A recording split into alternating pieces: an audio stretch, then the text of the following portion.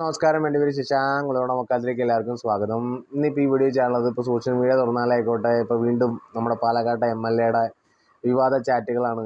അതിനെക്കുറിച്ചുള്ള വിഷയങ്ങളാണ്. വാദങ്ങൾ മറുവാദങ്ങൾ വീണ്ടും ചൂടുപിടിക്കുകയാണ്. തെരഞ്ഞെടുപ്പാണ്. അപ്പോൾ അതിനനുസരിച്ചുള്ള പലതരത്തിലുള്ള അഭിപ്രായങ്ങളും ഉണ്ടാവും. ഇത് തെരഞ്ഞെടുപ്പിനോടനുബന്ധിച്ചുള്ള ആരോപണമാണ്. വീണ്ടും വീണ്ടും കുത്തിപ്പോക്കാണ്. അദ്ദേഹം നിരപരാധിയാണ്, അദ്ദേഹത്തിനെതിരെയുള്ള കടന്നാക്രമണമാണ്. ഇതൊക്കെ വളരെ സാധാരണമായി നടക്കുന്ന കാര്യങ്ങളാണ്, അദ്ദേഹത്തിൻ്റെ വ്യക്തിജീവിതത്തിൽ നടന്ന കാര്യങ്ങളാണ് എന്നുള്ളൊരു വാദവും. മറ്റേത് സ്വമേധയാ കേസെടുക്കണമായിരുന്നു, ആ പെൺകുട്ടിക്കുള്ള വേദന മനസ്സിലാക്കണമായിരുന്നു, ആ പെൺകുട്ടിയോട് ചെയ്തത് ഏതൊരു അമ്മയും പെങ്ങളെയും പോലെ ഏതൊരു സ്ത്രീപക്ഷത്ത് നിന്ന് ചിന്തിക്കുന്ന ആൾക്കും ക്രൂരമായി തോന്നുന്ന ഒരു കാര്യമാണ് എന്നുള്ളൊരു വാദം നടക്കുന്നുണ്ട്.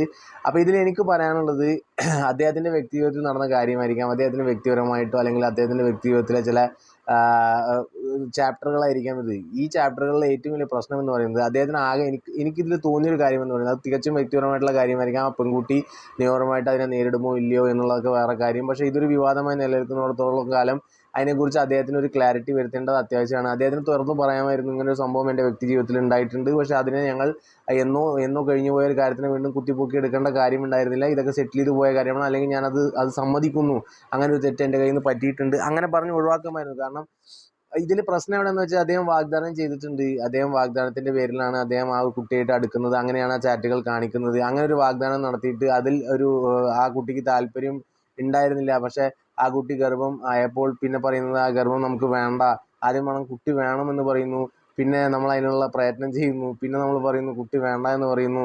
അപ്പോൾ ആ പെൺകുട്ടി പറയുന്നുണ്ട് എന്നുള്ളതാണ് ഇപ്പോൾ കാണാൻ കഴിയുന്നത്. ആ കുട്ടിക്ക് വിസമ്മതമായിരുന്നു, ആ കുട്ടി അത് ആഗ്രഹിക്കുന്നുണ്ടായിരുന്നില്ല. പക്ഷേ ഇത് ഇദ്ദേഹത്താൽ മുൻകൈ എടുക്കപ്പെട്ട് ചെയ്യിപ്പിച്ച് അവസാനം നമ്മൾ ആ ഒരു സംഭവം നമ്മൾ ഫോഴ്സ്ഫുള്ളി നമ്മൾ അതിനെ റിജക്റ്റ് ചെയ്യുമ്പോൾ ഉണ്ടാകുന്ന പ്രശ്നമാണ്. അത് താങ്കളുടെ റിലേഷൻ ആയിക്കോട്ടെ, എന്തോ ആയിക്കോട്ടെ, വാഗ്ദാനം കൊടുത്ത് ഒരു പെൺകുട്ടിയെ നമ്മൾ എന്താ പറയുക, കുട്ടിയെ വേണം, അച്ഛനാവണം, കുടുംബമാവണം, കല്യാണം പോലും കഴിക്കാണ്ട് പബ്ലിക്കായിട്ടൊന്നും റിലേഷൻഷിപ്പിൽ പോലും അല്ല എന്നുള്ള രീതിക്ക് പിന്നെയും അവരെ നമ്മളൊരു കുട്ടിയുടെ ചുമതല കൂടി കൊടുക്കുമ്പോൾ, ഒരു ഇൻസ്റ്റിറ്റ്യൂഷൻ്റെ ചുമതല കൊടുക്കുമ്പോൾ, എന്നിട്ട് അത് നമ്മൾ ഉപേക്ഷിക്കുമ്പോൾ അവർക്കുണ്ടാകുന്ന ട്രോമ എന്ന് പറയുന്നതാണ് ഇതിൽ ഏറ്റവും വലിയ പ്രശ്നം എന്ന് പറയുന്നത്. അങ്ങനെ അനേകം പെൺകുട്ടികളോ അല്ലെങ്കിൽ ഒരു പെൺകുട്ടിക്കോ പോലും ഉണ്ടായിട്ടുണ്ടെങ്കിൽ പൊതുമണ്ഡലത്തിൽ ഇത്ര കണ്ട് നിങ്ങൾ കറകളഞ്ഞ മനുഷ്യനാണ്, നിങ്ങൾ ഏറ്റവും വലിയ മാതൃകാ പുരുഷനാണ് എന്ന് സ്ഥാപിക്കേണ്ടത് നിങ്ങളുടെയും കൂടി കടമയാണ്. അതുകൊണ്ട് നിങ്ങൾക്കത് ഏറ്റെടുത്ത് അതിനെ ക്ലാരിഫൈ ചെയ്ത് നിർത്താം. പക്ഷേ ഇതിൽ ന്യായീകരിക്കുന്നവന്മാരുടെ ഒരു ലെവലുണ്ടല്ലോ, അത് ഏറ്റവും അടിപൊളി ലെവലാണ്. അതായത് നമ്മൾ കുട്ടി ഉണ്ടാക്കണമെന്ന് പറയുന്നതാണ് അത്ര ഏറ്റവും വലിയ സെക്യൂരിറ്റി. അതായത് കുടുംബത്തിന് വേണ്ടിയിട്ടാണ്, അല്ലാണ്ട് അവരുടെ വേറൊരു വികാരത്തിന് വേണ്ടിയിട്ടല്ല എന്നുള്ളതാണ്. അപ്പോൾ വേറൊരു വികാരത്തിന് വേണ്ടി അല്ലാതെയാണോ കുട്ടി ഉണ്ടാക്കാനായിട്ട് ഗർഭം ഉണ്ടായപ്പോൾ ഗർഭം വേണ്ട വേണ്ട എന്ന് പറഞ്ഞ് ഇനി തന്തയില്ലാത്ത കൊച്ചുങ്ങളെ ഉണ്ടാക്കുന്നതാണോ പുതിയ ഇൻസ്റ്റിറ്റ്യൂഷൻ്റെ ഭാഗമായിട്ട്? അതായത് ഞങ്ങൾ കല്യാണം കഴിക്കണം, എനിക്ക് കുട്ടി വേണം, കുട്ടി വേണം എന്ന് പറയുന്നത് കുടുംബവും അതിനുവേണ്ടി പ്രയത്നിക്കുക, എന്നിട്ട് അത് പറയുക ഞങ്ങൾക്കത് വേണ്ട, അവസാനം അത് വേണ്ട എന്ന് പറഞ്ഞാൽ തന്തയില്ലാത്ത കൊച്ചുങ്ങളെ ഉണ്ടാക്കുന്നതാണോ അതിൻ്റെ മാതൃക എന്ന് പറഞ്ഞ്